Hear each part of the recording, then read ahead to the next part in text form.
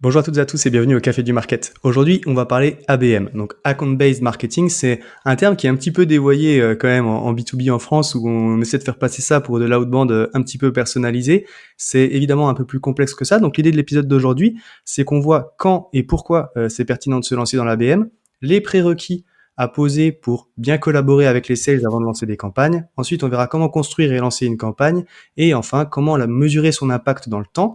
Pour parler de ce sujet-là, je suis avec Julien Rio, qui est VP Marketing. Bonjour Julien. Bonjour Axel, merci beaucoup pour cette invitation et pour ce super sujet. Eh ben, écoute, c'est un plaisir. C'est vrai que c'est un sujet que j'ai assez peu abordé sur le podcast, donc c'est cool de pouvoir creuser un petit peu ça avec toi parce que justement, bah, on en parle régulièrement de l'ABM et je le disais un petit peu en introduction, mais c'est vrai que le terme, il est pas toujours bien employé ou en tout cas, on met pas forcément les bonnes choses derrière. Enfin, on aura l'occasion d'en parler et de rentrer dans le vif du sujet. Juste avant qu'on attaque vraiment le sujet d'aujourd'hui, est-ce que tu peux te présenter en quelques mots, s'il te plaît? Oui, avec grand plaisir. En quelques mots, j'ai un parcours un peu atypique, donc en quelques mots, c'est toujours un peu compliqué. J'ai commencé comme web dev. OK. J'ai pas commencé en marketing, j'ai commencé comme web dev. J'ai fait une dizaine d'années à Hong Kong avant de rentrer en France. J'ai été entrepreneur pendant 2 ans. J'ai lancé ma boîte que j'ai revendue avant de rentrer sur la mère patrie.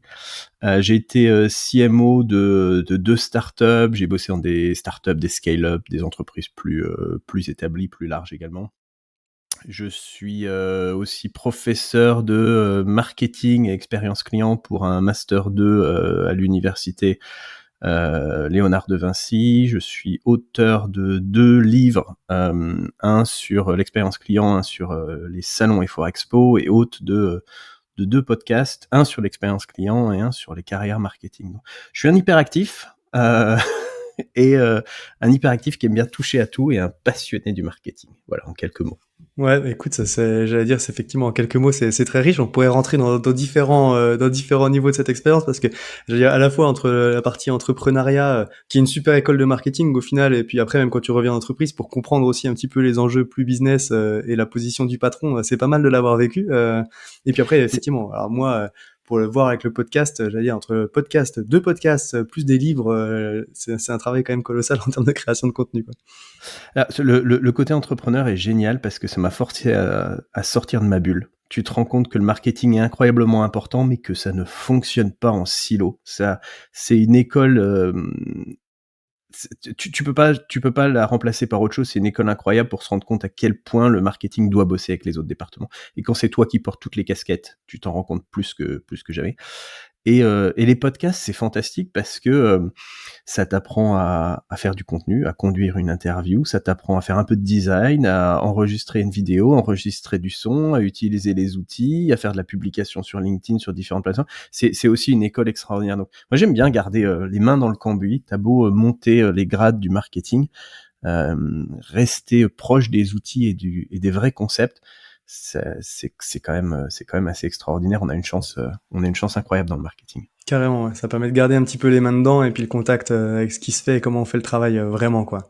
Exactement. Euh, Très cool. Bon, écoute, bon, on pourrait aborder tous ces sujets, mais en fait, on est là quand même pour parler d'ABM. C'est le sujet qu'on a choisi tous les deux aujourd'hui. Donc, encore une fois, je vais revenir un petit peu sur ce que je disais autour du concept, qui est pas toujours forcément employé dans le bon contexte. Euh, L'idée, du coup, peut-être pour commencer, ce serait, est-ce que tu peux revenir sur la définition, on va dire, de ce que tu appelles ABM, et puis surtout, pourquoi c'est intéressant et dans quel cas c'est pertinent? Alors avant de te dire ce que c'est que l'ABM, je vais déjà te dire ce que c'est pas l'ABM. Moi j'ai un bon collègue à moi qui aime bien présenter l'ABM avec une pyramide à 3 niveaux. La base, c'est ce qu'on appelle le one to many, le milieu, c'est ce qu'on appelle le one to few et le top, c'est ce qu'on appelle le one to one. One to many, c'est une campagne où on attaque un ICP, Ideal Customer Profile, customer idéal, euh, sur différentes verticales, etc. Ça, c'est une campagne, c'est pas de l'ABM. Ensuite, il y a le one to few, c'est on va se concentrer sur une industrie en particulier, on va se concentrer sur une verticale. C'est toujours pas de l'ABM, c'est une campagne spécialisée. Après, t'en parlais en intro, il y a ce qu'on appelle le customized outbound. Je vais envoyer des emails un peu personnalisés avec 2-3 infos. Bah, c'est du customized outbound, c'est pas de l'ABM. ABM, tu le disais, c'est account-based marketing, donc c'est du marketing basé sur un compte en particulier. Donc c'est au niveau du compte qu'on se concentre. C'est très, très spécifique. Et c'est ça, l'ABM. C'est, je vais lancer une campagne spécifique pour un compte. Alors après, on va pas le faire pour un seul compte, on va le faire sur plusieurs comptes, mais on va avoir des campagnes uniques, dédiées, spécifiques à chacun des comptes. Et c'est ça l'ABM. Et pourquoi tout le monde en parle? Parce que c'est un peu le fantasme, l'ABM. C'est on rentre dans un niveau de marketing qui est super personnalisé. Mais en réalité, il y a très peu de monde qui le fait. Pourquoi? Parce que c'est pas fait pour tout. C'est-à-dire, c'est rarement fait pour du B2C, à moins d'être dans une niche super spécifique où on travaille, je sais pas moi, avec les milliardaires et en fait on a 80 Très peu de comptes dans le comptes, monde ouais. entier. C'est pas fait pour le B2B en SMB où on va avoir des millions et des millions de clients. C'est en réalité l'ABM, c'est en règle générale, il y a quelques exceptions, c'est du B2B grand compte uniquement. Donc déjà, ça écrème 80% des entreprises qui ont pas d'utilité à faire de l'ABM. Donc c'est pour ça que tout le monde en parle, mais en fait, réalité, peu le font.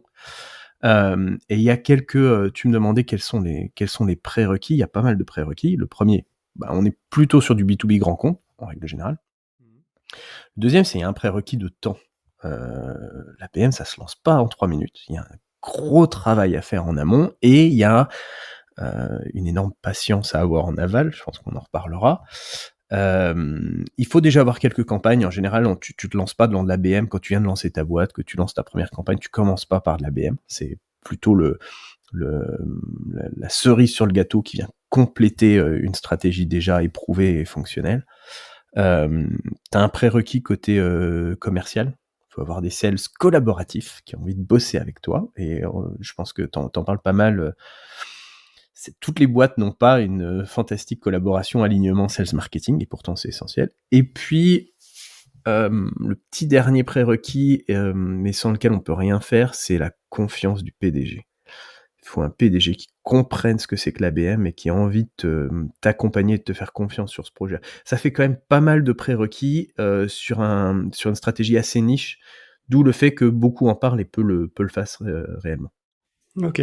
Ouais, donc si on reprend un petit peu ce que tu as dit au final sur le contexte, en fait, il y a cette question de volume adressable, enfin c'est le terme, on va dire le marché adressable, où en fait, effectivement, donc le one to many, donc là, c'est qu'effectivement, on a une grosse cible, et donc on va parler à plein de monde, donc on est assez peu personnalisé. Tu as dit le one to few, donc là, on rentre dans la verticale, donc on est dans quelques centaines, quelques milliers, éventuellement un millier de comptes, enfin de cibles.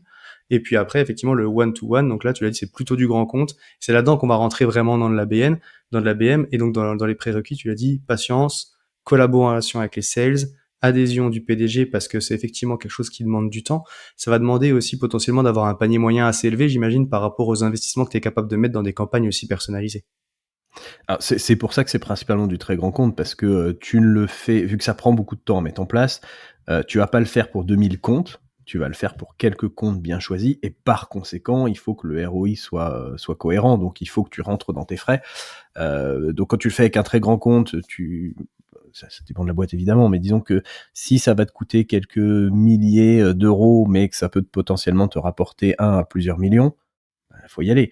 Si tu le fais sur du SMB, que tu vas mettre un temps pas possible pour récupérer 30 euros à la fin du mois, ça n'a pas de sens. Donc, il y a ce côté grand compte qui est essentiel, il y a le côté temps dont tu as parlé, le côté sales collaboratif, la confiance du PDG, tout ça, c'est absolument essentiel.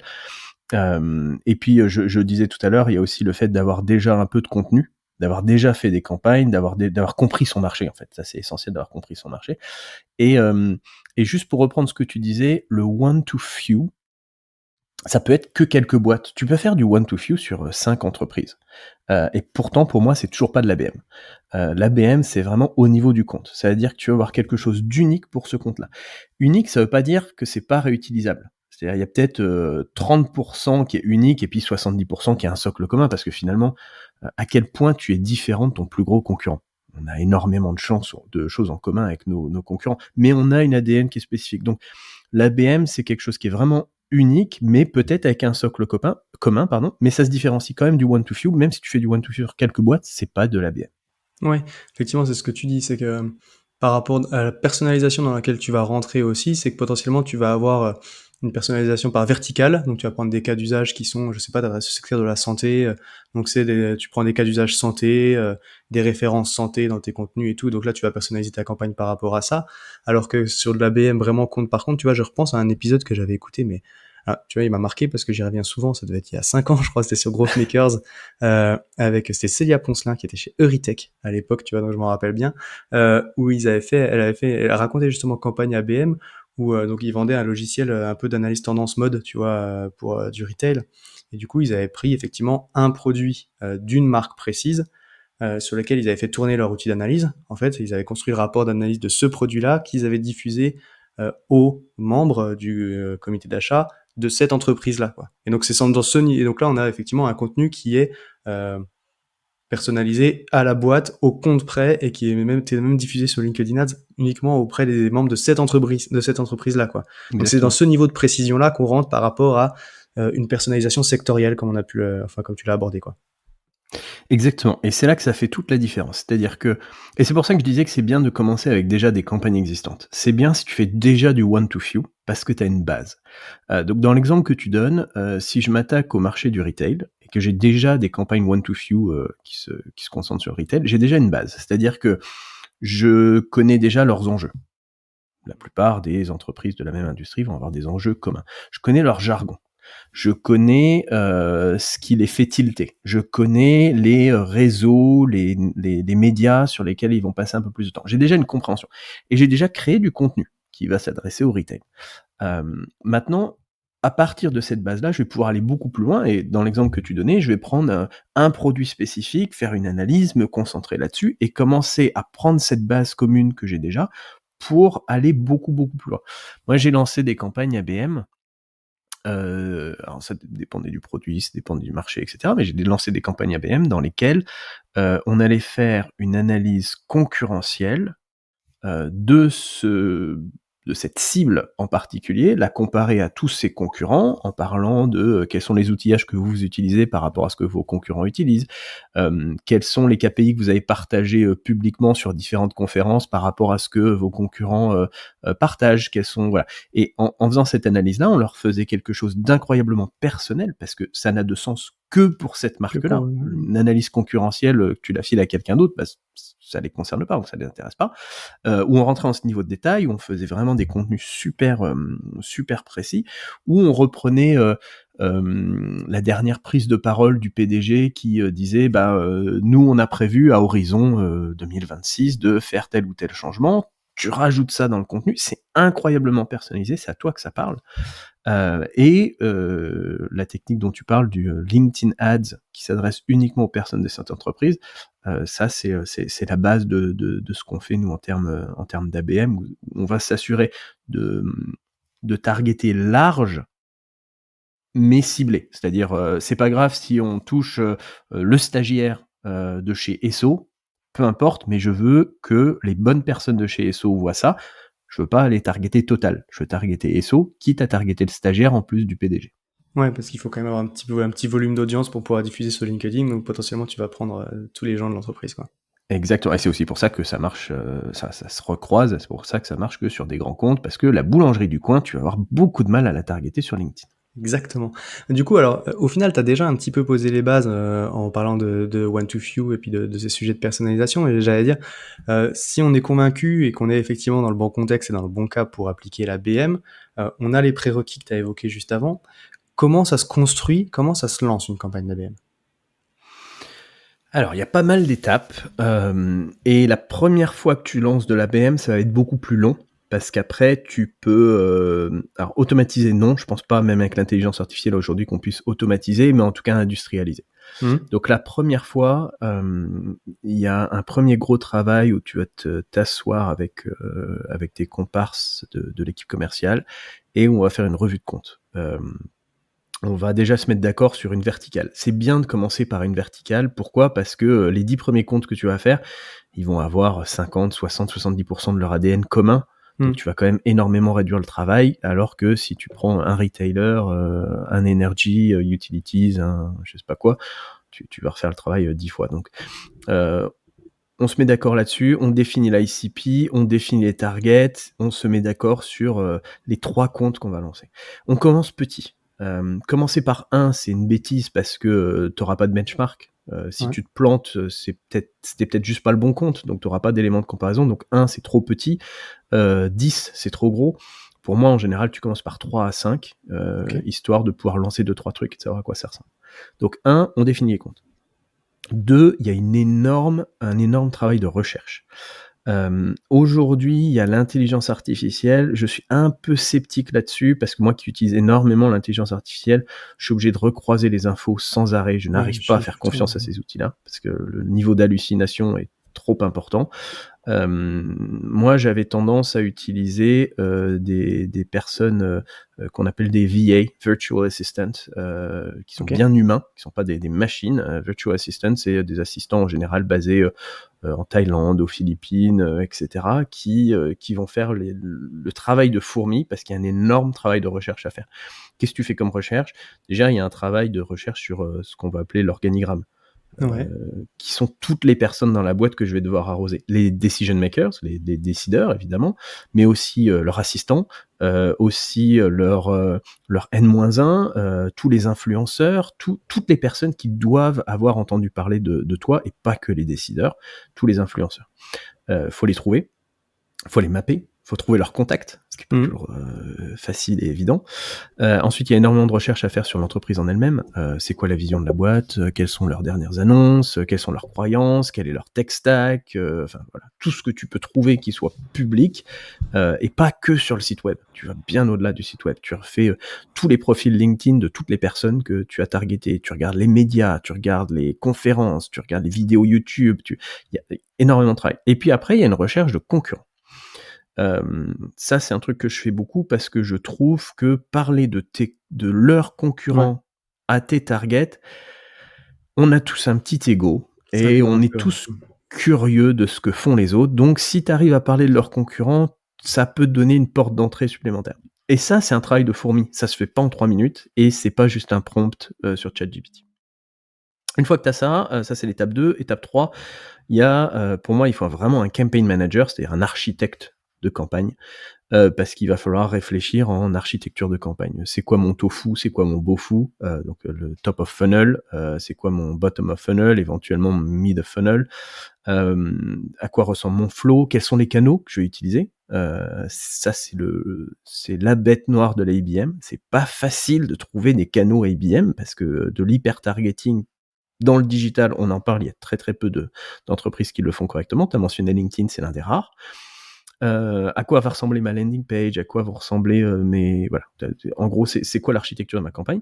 Étape 4, on rentre dans la création de contenu. Donc regardons déjà ce qu'on a, qui existe, qu'on va pouvoir décliner plutôt que de partir de zéro. Et puis on va certainement, de toute façon, devoir créer des choses nouvelles. Quel type de contenu? Est-ce que c'est du white paper? Est-ce que c'est de l'e-book? Est-ce que c'est de la vidéo? Est-ce que c'est des articles? Enfin voilà. Et là, on va croiser toutes les recherches qu'on a fait avec, les contenus qu'on a.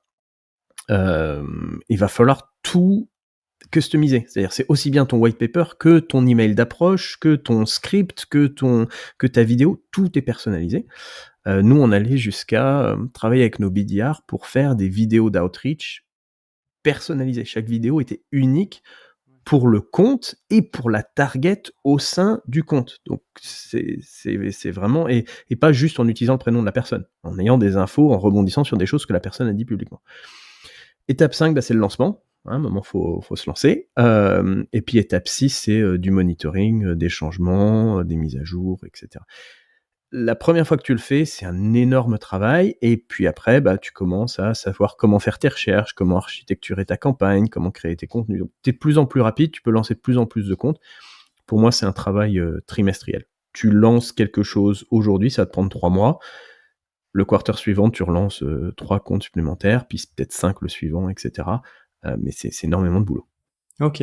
OK, super et dans les canaux, dans les contenus que tu utilises, est-ce que tu as 2-3 coups d'éclat? Enfin, j'allais te là, tu parlais évidemment de vidéos. Je me rappelle, que dans un précédent épisode, j'avais une invitée qui a raconté que, tu vois, ils étaient rentrés enfin, vraiment pour déclencher au final un échange, qui est sur un persona qu'ils avaient beaucoup de mal à avoir dans le comité d'achat, ils avaient, Donc ils avaient vu sur les réseaux sociaux que c'était quelqu'un qui faisait du marathon, tu vois, et du coup ils avaient fini par lui faire une petite poupée, tu sais, un peu à son effigie avec le dossard du marathon en question, en mode félicitations, tu vois, pour l'achievement et tout. Et donc c'était cadeau ultra personnel, tu vois, c'est un petit peu le cadeau pour finalement retenir l'attention.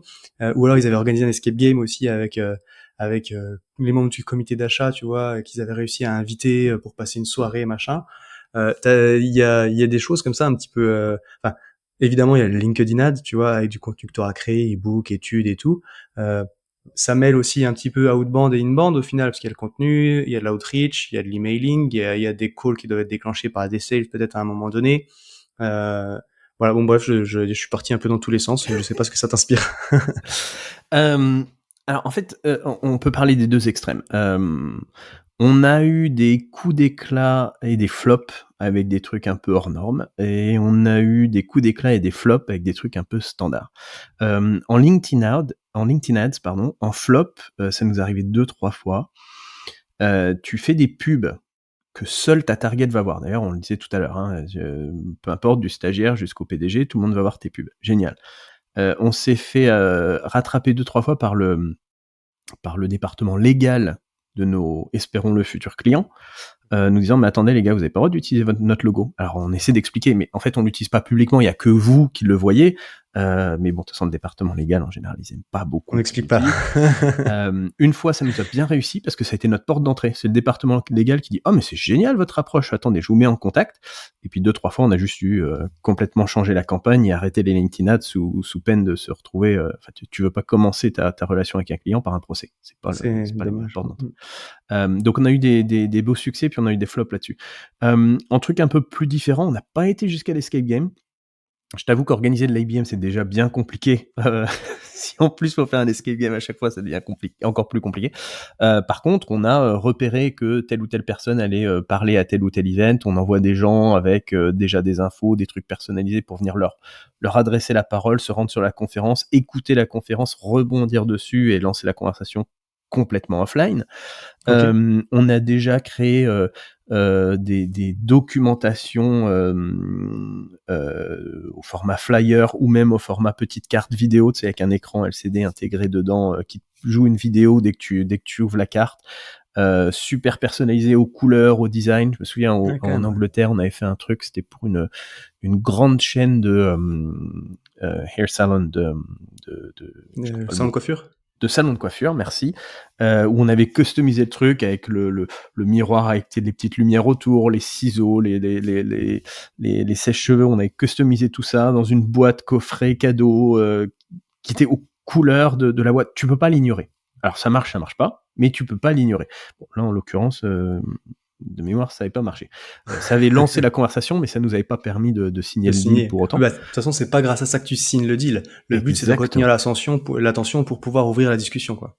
Et c'est pour ça que c'est incroyablement important d'être multicanal. C'est-à-dire que LinkedIn, ça ne marche pas. Il faut que tu aies du LinkedIn. Il faut que tu aies des événements, il faut que tu aies des tables rondes, il faut que tu aies des emails, il faut que tu aies... maintenant, je le fais plus, mais à un moment sur Twitter, avant que ça devienne X, les petits messages personnalisés. Il y a de moins en moins de monde, je trouve, sur Twitter. C'est plus compliqué de faire de l'approche.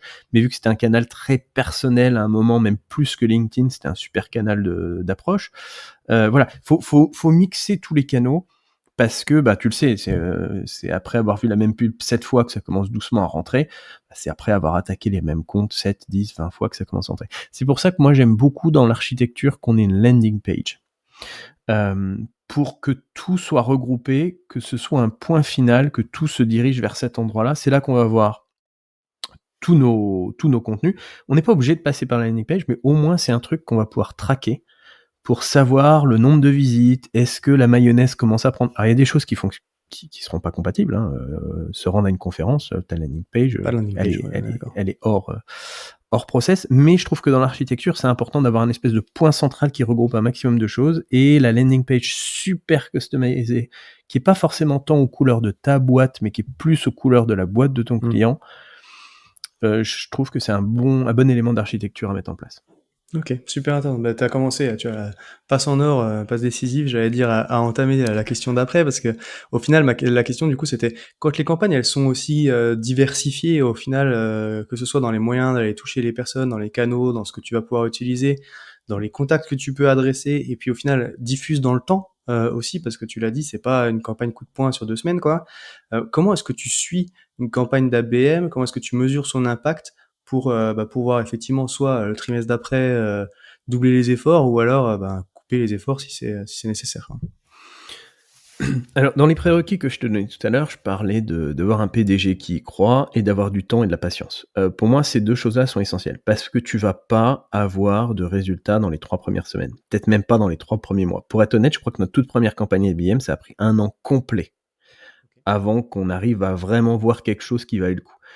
Il y a peu de boîtes, qui ont la patience d'attendre 1 an complet. C'est pour ça, pour moi, il faut que ton PDG soit aligné avec toi.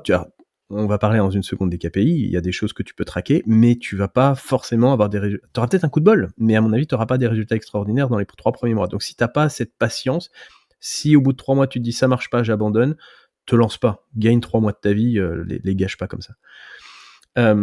Cependant, si tu es prêt à, tenir le long terme, il y a 2 types de signaux qui sont intéressants à traquer. Le premier, c'est, ce qu'on va appeler les signaux faibles. Signaux faibles, c'est quoi? C'est pour ça que j'aime bien avoir une landing page. Le nombre de visites, le nombre de téléchargements, le nombre, d'engagements si tu es sur LinkedIn et cetera. Ça, ce sont des signaux faibles qui montrent qu'il y a un intérêt. Ça va pas se transformer, mais au moins tu sais que tu es sur la bonne piste parce qu'il se passe quelque chose. Donc une landing page, des campagnes LinkedIn, c'est super parce que ça te donne de la data que tu auras pas forcément ailleurs. Tu peux renforcer ces signaux faibles avec, des discussions que tu as eues, sur des salons, à des conférences et cetera, qui sont plus du déclaratif que du tracking. Mais ça te permet, lors de tes réunions, hebdo ou mensuelles avec tes commerciaux, de faire le point sur, quels sont les comptes qui semblent, partir dans la bonne direction. Puis après, tu as les signaux forts. Les signaux forts, c'est une réponse à un email, quelqu'un qui répond au téléphone, un meeting qui est organisé. Là, on est sur du signal fort parce que, de toute évidence, ce sont des gens qui sont prêts à passer au cran suivant et à commencer les discussions. Ces signaux faibles et ces signaux forts, au début, quand tu lances 3-6 comptes, ils ont pas tant d'importance que ça. Par contre, quand tu commences à avoir 20 comptes, ces signaux-là vont définir sur quoi on se concentre.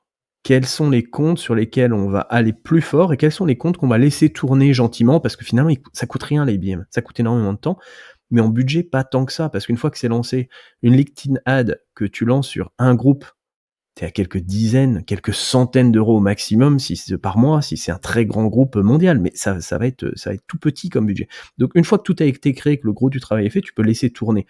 Par contre, tu en as sur lesquels tu vas, attaquer plus fort parce qu'il y a des signaux qui te disent que c'est la Cumul, ouais. que c'est la bonne boîte, c'est le bon compte, c'est le bon moment.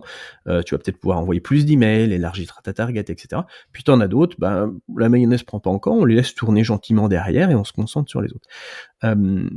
Pour moi, c'est comme ça que ça marche l'IBM. Il faut pas se donner une target de: «Il faut impérativement que j'ai un meeting au bout de 8 semaines, sinon je laisse tomber le compte». C'est du long terme, c'est un marathon l'IBM. Ouais, puis tu l'as dit, en plus, quand tu lances sur le premier trimestre, 3 à 5 comptes, potentiellement, je sais pas, tu vends du logiciel, il y a des périodes de renouvellement, il suffit que tu tombes, ils ont signé il y a 6 mois, un contrat de 3 ans, ouais, de toute façon, tu auras pas ton meeting, quoi. Enfin, donc Exactement. Et c'est clair qu'il c'est le but du jeu, c'est d'être top of mind. C'est quand ils vont être prêts, ils vont penser à toi parce ils te voient toute la journée. Donc à un moment, ils peuvent pas penser à quelqu'un d'autre, ils vont mmh. penser à toi. Mais c'est pas du court terme parce que, il y a des périodes de renouvellement, il y a les timings qui sont pas les mêmes pour toutes les boîtes. OK, super intéressant.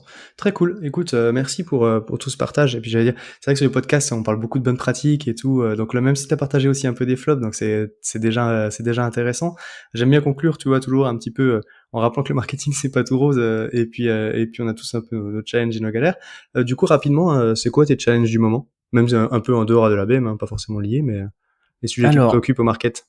en dehors de en fait, ils sont tous liés de loin, à l'IBM. 1er, je dirais que c'est l'utilisation de l'intelligence artificielle. Tout le monde en parle, c'est excitant, c'est nouveau, c'est génial. Moi, je l'utilise énormément cet outil, mais je suis incroyablement sceptique. Je parlais des hallucinations tout à l'heure. Je pense qu'on l'utilise très mal. Je pense que c'est un outil extraordinaire pour automatiser. Il faut pas que ça devienne un outil qui réfléchisse à notre place, parce que ça dit trop de conneries. Et que ça recycle. L'intelligence artificielle, c'est basé sur un système de recyclage. Donc, tu peux difficilement être original en recyclant constamment les idées des autres. Donc, pour moi, c'est comment est-ce qu'on augmente sa productivité en utilisant ces outils-là sans massacrer sa qualité. Comment est-ce qu'on met nos talents en avant en leur donnant des outils. Et ça, c'est, je pense que personne n'a craqué le code. Moi, je m'y attaque à ce sujet-là au quotidien. C'est un vrai enjeu. Deuxième enjeu, 2025, 2024, certainement 2026, c'est comment on fait mieux avec moins. Entre les crises financières et l'intelligence artificielle, tous les PDG et CFO se sont dit, bon, on peut peut-être réduire les effectifs et augmenter les targets. Ouais. Donc il faut faire mieux avec moins. Ça rejoint le sujet de l'IA, ça rejoint le sujet de l'ABM. C'est un vrai sujet pour tous les CMO, tous les équipes marketing. Puis peut-être le petit dernier, c'est l'importance d'être top of mind et du branding dans le contexte de l'IBM et dans le contexte du marketing en règle générale. Quand tu commences à réduire les budgets, l'une des premières choses qui disparaît, c'est le fait de se concentrer sur son image de marque. On veut du lead gen, on veut des quick wins, on veut du revenu immédiat. Et on a tendance à laisser tomber la vision long terme. Pour moi, c'est une connerie, malheureusement, parce que l'image de marque, c'est essentiel de se concentrer dessus. Ça devrait représenter quasiment 50% de tes efforts. Si tu connais la règle du 95-5, 95% de tes clients sont pas prêts à acheter aujourd'hui. Tu as besoin de t'occuper d'eux, tu peux pas t'occuper que de tes 5%. Et c'est vraiment difficile à faire au quotidien, et c'est un vrai challenge, et c'est essentiel.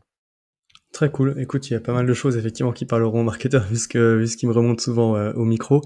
J'allais dire, bon, bah, pour conclure vraiment cette fois autour de notre sujet du jour, si on devait résumer notre échange pour des marketeurs qui envisagent effectivement de se lancer dans la BM, il y a des éléments sur lesquels tu es revenu un petit peu de façon récurrente, donc j'imagine qu'on a un petit peu une idée déjà de la réponse, mais c'est quoi le conseil que tu voudrais retenir de ce qu'on s'est dit?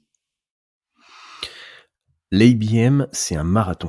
Si tu veux faire un sprint, va mettre de l'argent sur du SEM. SEM, tu as des résultats rapides. ABM, c'est pas rapide. Par contre, si tu veux la poule aux œufs d'or, si tu veux choper ce contrat à 2 millions, tu l'auras pas avec une pub SEM que tu feras tourner face à tes concurrents. L'ABM, c'est la stratégie pour les grands comptes. Donc, assure-toi que c'est bien ce qu'il te faut. Et si c'est bien ce qu'il te faut, assure-toi d'avoir les prérequis, dont la patience et la confiance de ton PDG. C'est un marathon. Ok, bah écoute, encore une fois, très cool. Merci pour tout ça, c'était super intéressant, Julien. S'il y a des petites questions pour toi, on peut te retrouver bah, sur LinkedIn ou ailleurs. Enfin, t'as dit qu'il y a des podcasts aussi, on pourra éventuellement mettre les liens. Sur mes podcasts, sur LinkedIn, sur mon site web, avec grand plaisir pour discuter, échanger. Surtout un grand merci à toi pour l'invitation et pour cette discussion passionnante. Eh ben écoute, c'était un plaisir partagé alors, tant mieux. Bah, maintenant, il me reste plus qu'à te souhaiter une bonne journée du coup. Et bien, pareil pour toi, et à très bientôt, j'espère. Merci, Axel. Salut.